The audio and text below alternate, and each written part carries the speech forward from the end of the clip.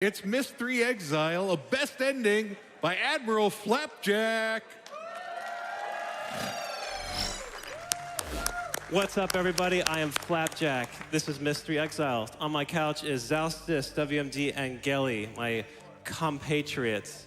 What you're looking at here is Myst 3 Exile. It is the third game in the numbered games of Myst. It is actually not made by Cyan, although it is a Cyan IP. It was made by Presto Studios and published by Ubisoft.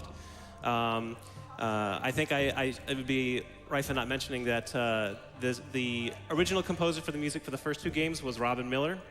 And in this game, it was done by Jack Wall, who did his very best to mimic the style of Robin Miller in his own way. So there's some pretty good music in this. There is, as mentioned in the interview, the node-based movement of Riven is retained. However, it is displayed in panoramic views rather than individual PowerPoint slides. So there will be a lot of waving of the mouse back and forth. And again, there is that auto move key, that mouse click on the keyboard that is going to aid our movement greatly. And I apologize for those of you who are going to be a little lost because it is extremely visually disorienting, but nevertheless, we will once again save the day for Atris. Alrighty, time starts on new game. Count us down. 3, 2, 1, go! Breathtaking, isn't it? Breathtaking, isn't it? I've never seen that before. That literally never happens. So, as he's moving and changing around these light reflectors, you may notice that he sort of flits forward every so often. It'll be more obvious in Voltaic once we get there. He's using auto walk.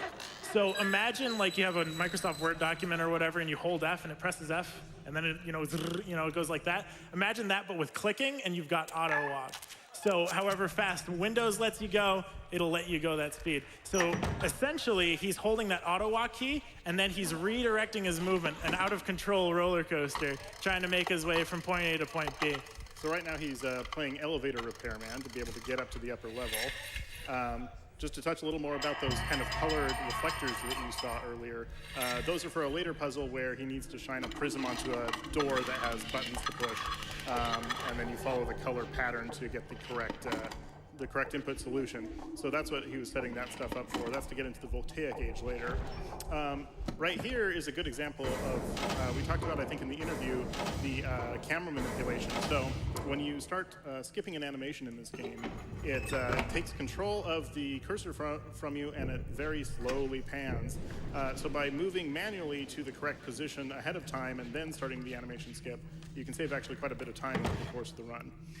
So right now he is entering in this code. This is a fixed code, it doesn't change. To get into the first age that we're going to visit, this is Donna. It's a nature age full of lots of plants and some animals, and spoiler alert, we are going to have to save the animals. Boo. Save Brad Dourif. So the main kind of goal of this age here is to move downwards through the canopies of this tree, and we're taking this sort of electric cuttlefish, and we're moving it through a bunch of vines so that it can electrocute a pitcher plant to free a big bird, so that we can fly away to Big bird. It makes a lot of sense. Maybe you had to be there. You can tell this is very almost mechanically crafted. From a story perspective, what's going on in Adana and the other ages is that Atris, the good guy that we've been working through with all these series, made these three ages in order to teach his sons, Cirrus and Achenar, about the art of making ages. Unfortunately, the sons sort of went and turned a bit sour, and Saavedro, our tragic villain, has suffered from this, and so he's twisting these ages against Atris, although Atris has sent us on his errands, and so we are to suffer for it. To be fair, he didn't have a whole lot of time to tell us what to do while his study was burning down. Yeah. So Cirrus and Achenar were the guys in the red and blue books that we were getting pages for back, if you remember back to Myst. They were the bad guys of that game, and they're referenced heavily in this game. So now Flapjack is heading down into the bowels of the tree to this lowest level. You can right see there. Yeah, that's it, you got it. And using some zip nodes to get through. what he's trying to do is basically open up these kind of weird black lotus flowers. Shout out to Magic the Gathering. No. And so that he can, again, fly away. Unfortunately, we skip all the cool animations. He needed to get that symbol Whoop.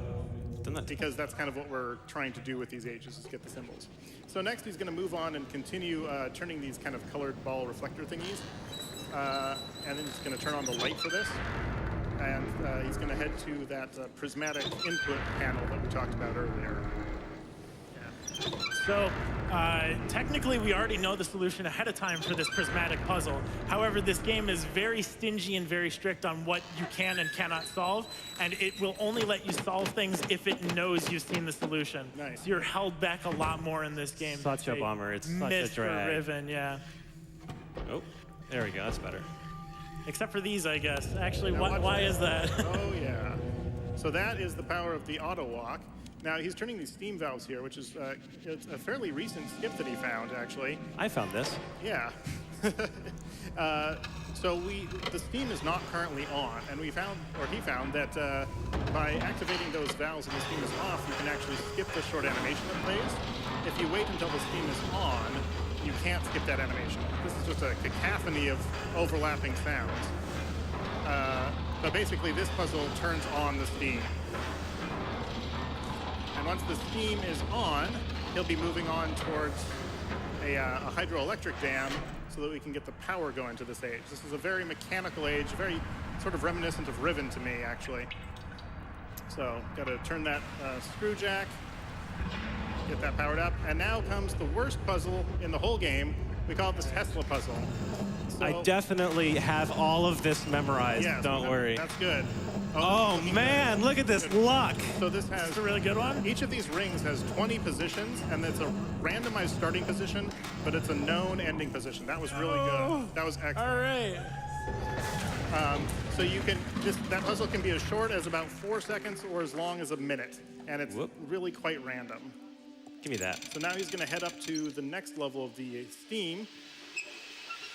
Notice that these we again have to watch the animations for because we couldn't get up here prior to the steam being on.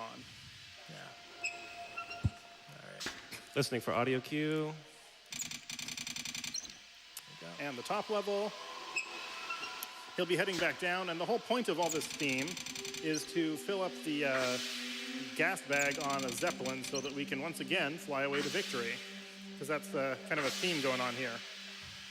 Except in the next stage, Amateria, where we'll roll away to victory instead.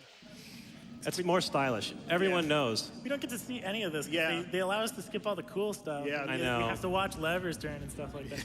This game's wacko. These animations are all really cool in this game, but yeah, you don't get to see any of the coolest ones, sorry. Oh, we get to see this one, which is pretty cool. But- Yeah, well, except you can't really tell what you're looking at. So these are Narayan symbols, which we have to scan into an overhead projector ahead of time. We'll get the third one here when we go to Amateria. Amateria. Yeah, so this is the entrance puzzle for Amateria. It's kind of the most self-contained one. It just involves manipulating these levers to roll this barrel out of the way so that you can open the door, and then roll the barrel back. What am so I that- doing? I'm not really sure what that was. I was just making sure that lever worked. Okay. That's all. It Good. works! It works. So, Excuse me. yeah, so this entire puzzle is all about redirecting a ball and Yeah. sort of levers out of the way. It's a physics puzzle. quote Yeah, unquote. in a game with no physics. But it is tied in with the theme of the age itself, which is all about sort of quote-unquote physics-based puzzles that have no actual physics to them, and moving balls through various And having to watch various everything go through devices. everything. It's kind of a theme park level. It is very nice to look at, though. It's very pretty. Has a whole kind of Giant's Causeway sort of section, Yeah. which is kind of neat. So again, this is one of these kind of baked-in, predetermined entrance puzzles to get into the age. It's a little bit fiddly. So he's going to run here to the first of the 3 puzzles in this age, the 3 main puzzles. He cocked the camera off to the side there for a reason. Careful, careful. There, no, No? there. That's the one. That's All the one. right, I was making fantastic. sure it fit. So if we had to watch the failure of that, had he gotten the pins wrong, we would have to watch this whole thing again. Yeah, So he's got to twice. make sure he's got his pins in. You may have noticed that his camera, did you explain this or no? I started to, but go ahead. All right, fantastic. He had his camera cocked to the side. It's another very clever sort of way where he's holding his camera as close as it can possibly be to minimize the panning in this particular instance. Yeah, you can't fully mitigate it in this circumstance, but you might have noticed very briefly that when that panel closed, there were a bunch of hexagons on it. Those are the codes that we need. We need to get all 3 to get into the final puzzle of this age.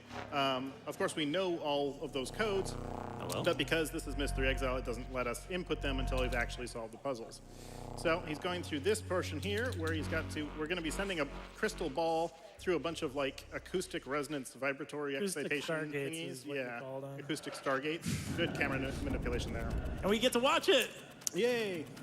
So you can see the lights turn off as it goes through so that the ball doesn't shatter.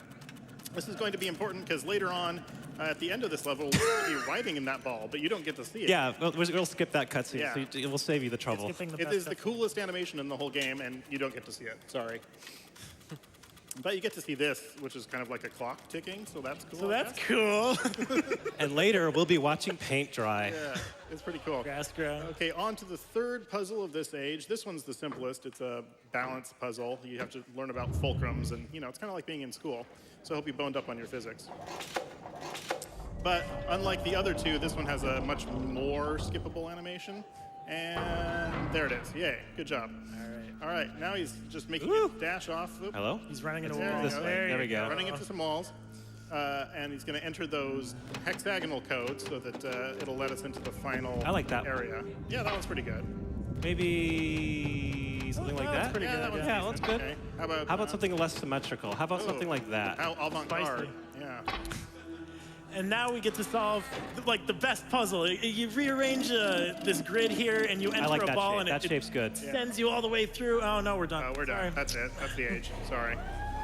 We rolled away to victory. Yeah, that's right. That's the end of Amateur. We're done with all the 3 main ages, so now we're on our way to Narayan. Narayan. Yeah, Yeah, here we you have to put our slides on the overhead projector first. Yeah. We are in school, remember. This is a school, so it makes sense that there's an overhead. Am I the only one old enough to remember overhead projectors? Oh, please. go. Only 38.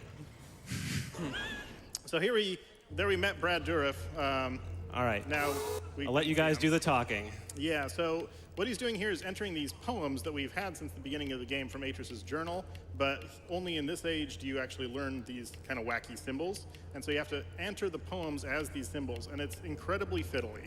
The hitboxes are terrible, it's super annoying, and you have to, of course, just memorize and input quickly and accurately all these goofy symbols.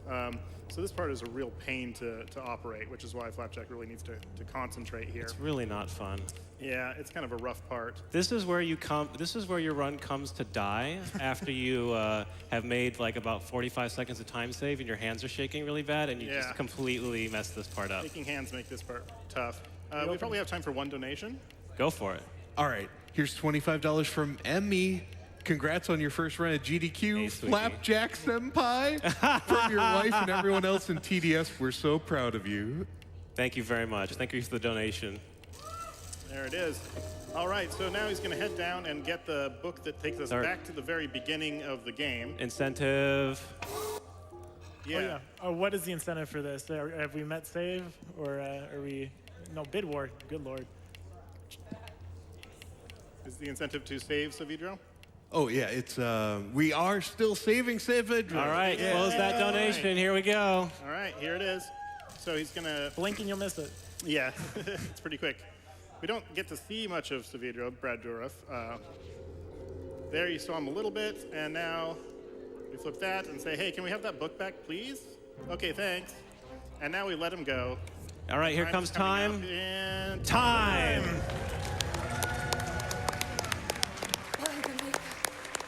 It was All right. 12 minutes, 28 seconds.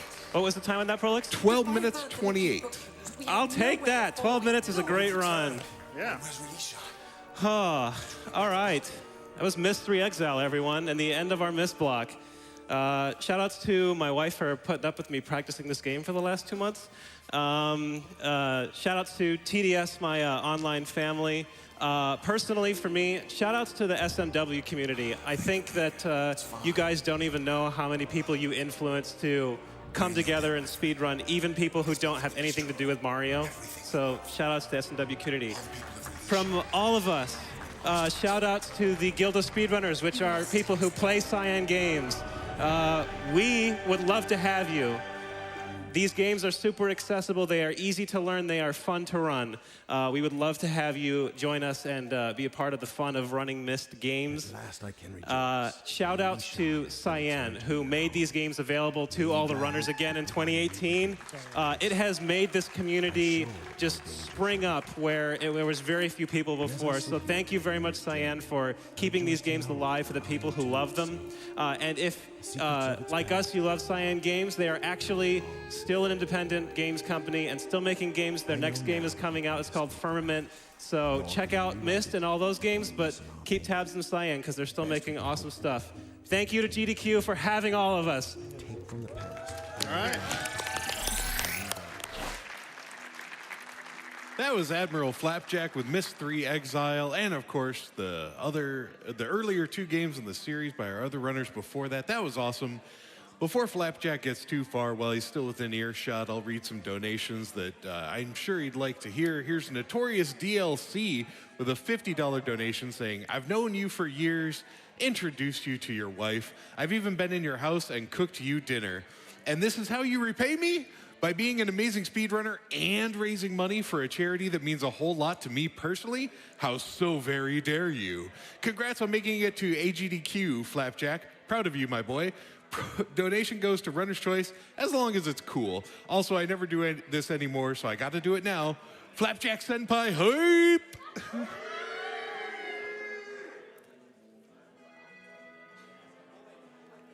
And also $20 from Ippity. So proud of seeing Admiral Flapjack do a speed run of Myst 3 Exile. Everyone at Team Dysfunctional Shenanigans is proud. Also, so excited that the developers of Myst showed such support for these 3 speedrunners to be at AGDQ 2020. P.S. Leave Saavedro, he seems suspect.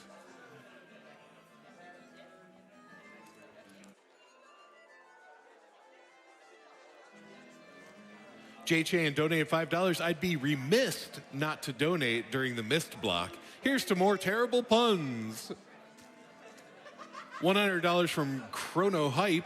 So much fun to see speedruns of the Myst games I played as a kid.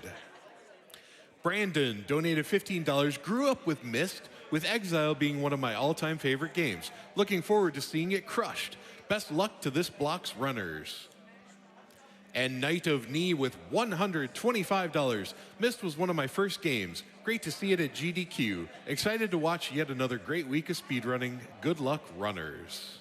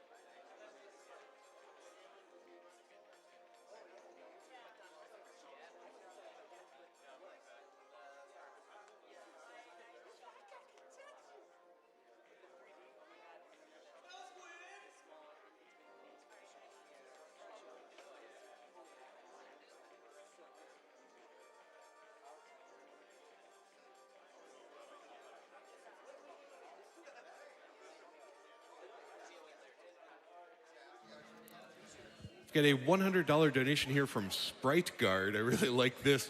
Their comment, so glad to see the first game I ever got obsessed with on the AGDQ stage. And shout out to the kid in second grade who told me about page 158.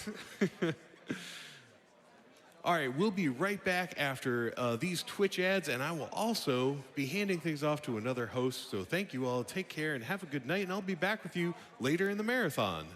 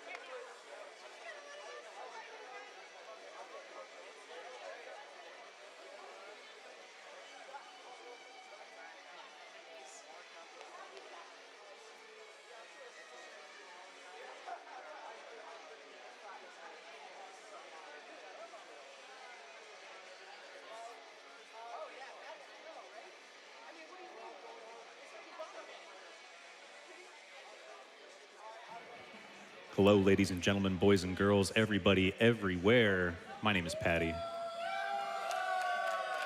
I'll be on the old hosting station for the next couple games here to help you out with, if you're in America, your late night, early morning. If you're anywhere else, whatever time of day it is for you, I'm here for you. And we've got some great video games, some great speedruns, and some great runners here to titillate your eyes and your ears.